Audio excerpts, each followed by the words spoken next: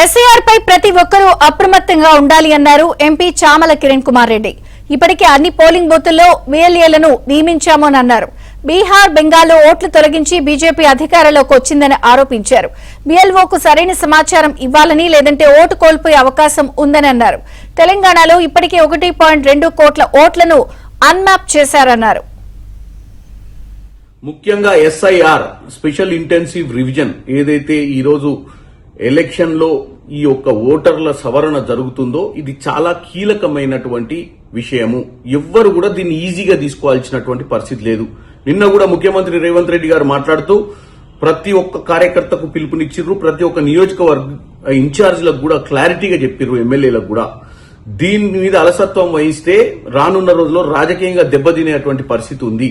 SIR process ద్వారా అంటే ఈ రోజు 25వ తారీఖు జూన్ నుంచి జూలై 24వ తారీఖు దాకా బిఎల్ఓ, మీరు బిఎల్ఏలు, బిఎల్ఓ అంటే బూత్ లెవెల్ ఆఫీసర్, ప్రభుత్వం ఎలక్షన్ కమిషన్ నియమించే అధికారి.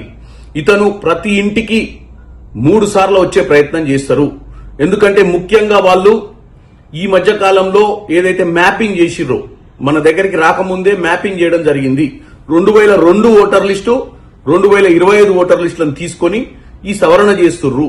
దీంట్లో 3 కోట్ల పైచిలుకున్నటువంటి మన తెలంగాణ ఓట్లలో 1 కోటి పైచిలుకు ఓట్లను ఆల్రెడీ అన్మ్యాప్డ్ గా డిక్లేర్ చేసిర్రు. అంటే 33% ఓట్లు మన బూత్ లో 1200 ఓట్లు ఉంటే 400 ఓట్లు అన్మ్యాప్డ్ ఉన్నాయి. అన్మ్యాప్డ్ అంటే వాళ్ళ ఆధారాలు తీసుకోవడానికి వస్తుర్రు.